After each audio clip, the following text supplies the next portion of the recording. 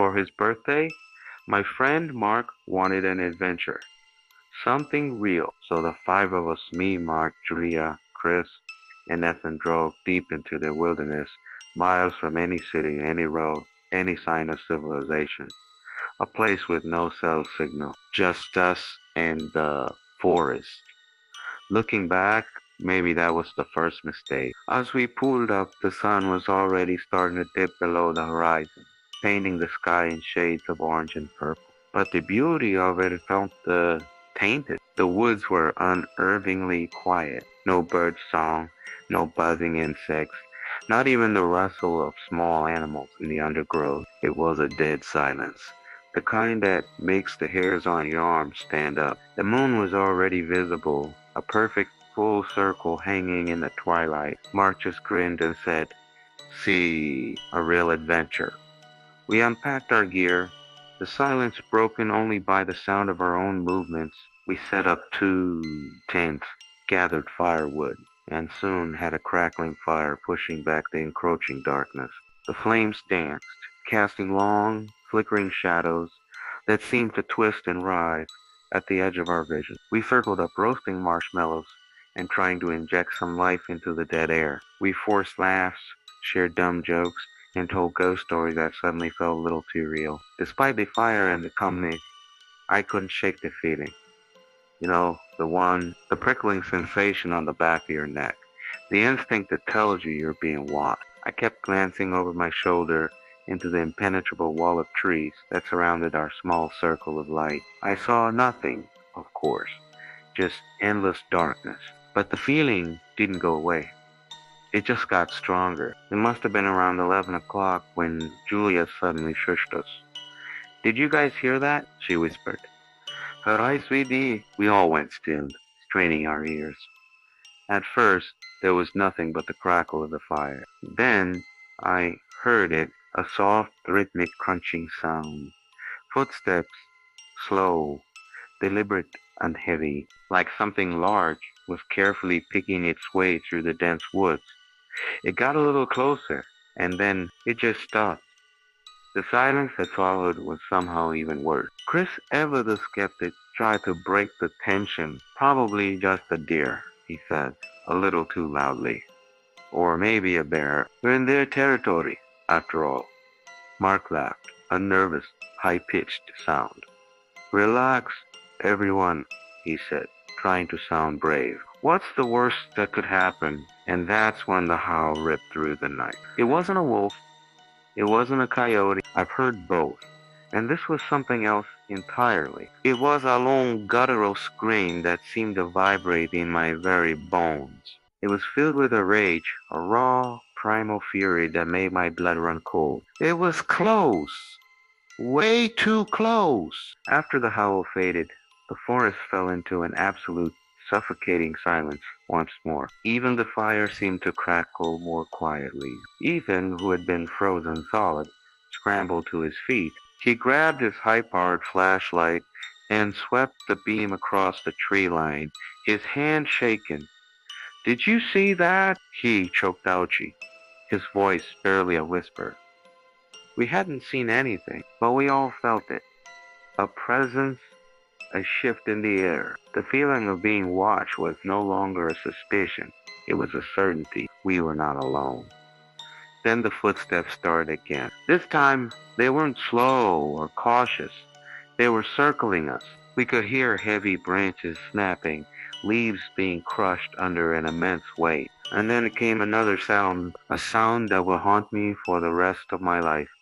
Breathing, a wet, ragged, guttural breathing, like an animal struggling for air, but deep and resonant. It was coming from all around us, moving just beyond the reach of our firelight. We were paralyzed with fear, huddled together, our eyes darting into the darkness. Chris had picked up a heavy log from the firewood pile, holding it like a club. Julia was crying silently. I just stared into the blackness, my heart hammering against my ribs so hard I thought it would break. Then Mark's voice, tight with terror, cut through the night. "Guys, I think something is behind that tree."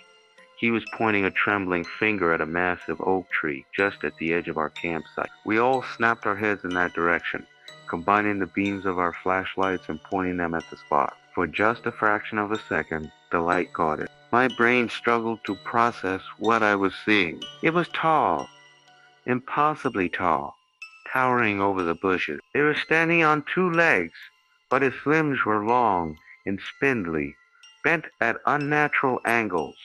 The shape was vaguely humanoid, but twisted wrong. Then, as quickly as it appeared, it moved. It didn't just step back into the darkness.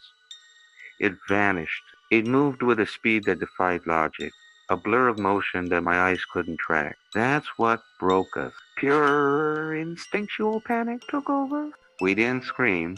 We didn't talk. We just ran. We ran away from the fire, away from the thing, stumbling blindly through the dark forest. I had no idea where we were going. We were just trying to get away. I heard a thud behind me and then a scream. It was Mark. Help me! He yelled. His voice was cut short by a thickening, wet tearing sound. We skidded to a halt, turning back in a panic. Our flashlights frantically scanned the area where he'd fallen. Mark was gone. The clearing was empty. But on the ground, illuminated in the shaky beams of our lights, was a dark, spreading pool of blood. And next to it, pressed deep into the soft earth, were footprints. They weren't human. They weren't from a bear or any animal I could possibly identify. They were alone with three sharp claws at the end, and they led away from the bloodstain deeper into the forest. We didn't run again. We couldn't. We stumbled back to the dying embers of our fire, the only source of light and perceived safety in that godforsaken place. The five of us were now four. We didn't sleep. We couldn't. We just sat there, backs pressed together, staring into the darkness until the first gray light of dawn broke through the tree. The silence of the forest returned, but it was no longer just quiet. It was empty. It felt like the forest was holding its breath, hiding a terrible secret. As soon as the sun was fully up, we started searching for Mark.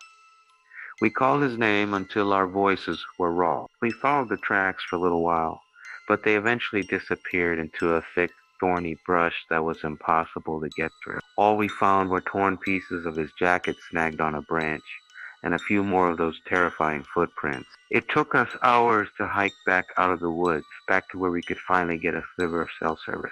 We called the police. We told them everything. They launched a full-scale search and rescue operation. They had dogs, helicopters, dozens of volunteers. They combed every inch of that forest for days.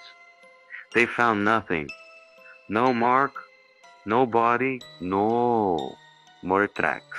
The official report concluded that he was likely attacked and carried off by a bear. They dismissed our story about what we saw. They said we were in shock, that the darkness and fear were playing tricks on our minds. But bears don't walk on two legs. Bears don't move with that impossible silent speed. And bears don't look at you from the darkness with an intelligence, a malevolence that feels personal, like it knows you, like it was waiting for you. It's been years since that night. I don't go camping anymore. I can't stand being in the woods after dark. The other three, we don't talk about it. It's an unspoken wound that never heals. But sometimes when I'm alone late at night and the wind is just right, I think I can hear it, a faint, distant howl on the edge of my hearing. And I'm right back in that forest, staring into the darkness, the fire dying at my back. And I still wonder what really took Mark that night, and is it still out there waiting?